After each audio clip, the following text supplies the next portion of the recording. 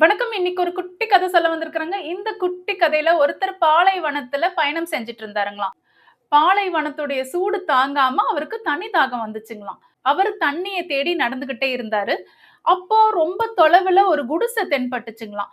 அவர் அந்த குடிசைய பார்த்த உடனே அந்த குடிசைய நோக்கி ஓடுனாருங்களாம். ஓடி போனா அந்த குடிசைக்கு பக்கத்துல ஒரு பம்ப் இருந்துச்சாம். அதுக்கு பக்கத்துல ஒரு அட்டை இருந்துச்சாம். அந்த அட்டையில என்ன எழுதி இருந்துச்சுன்னா, இந்த அரமக்க தண்ணிய எடுத்து பம்புல ஊத்துனா தான் தண்ணி வரும்.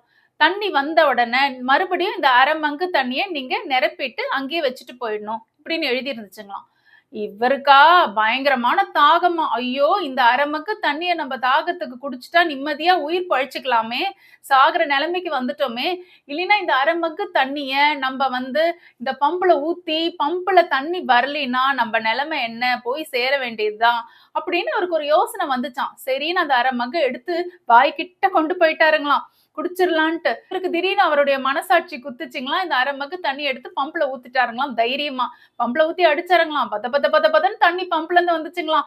தாகம் தீர குடிச்சாருங்களாம். அதுக்கப்புறம் இவர் என்ன செஞ்சாருன்னா, இந்த மக்க தண்ணியால முழுசா நிரப்பி அது பக்கத்துல வச்சுட்டாருங்களாம். மக்கு தண்ணிய வச்சுட்டு சந்தோஷமா அவரு நடைப்பயணத்த தொடங்குனாருங்களாம். அவசியமான விஷயங்கள நமக்கு பக்கத்துல இருக்கிறவங்க கிட்ட பகிர்ந்துக்கிறதுல தப்பே இல்லங்க. இந்த குட்டி கதை உங்க எல்லாருக்கும் பிடிச்சிருக்கும்னு நினைக்கிறேன். அடுத்த குட்டி கதையில உங்கள சந்திக்கிறேன். நன்றி, வணக்கம்.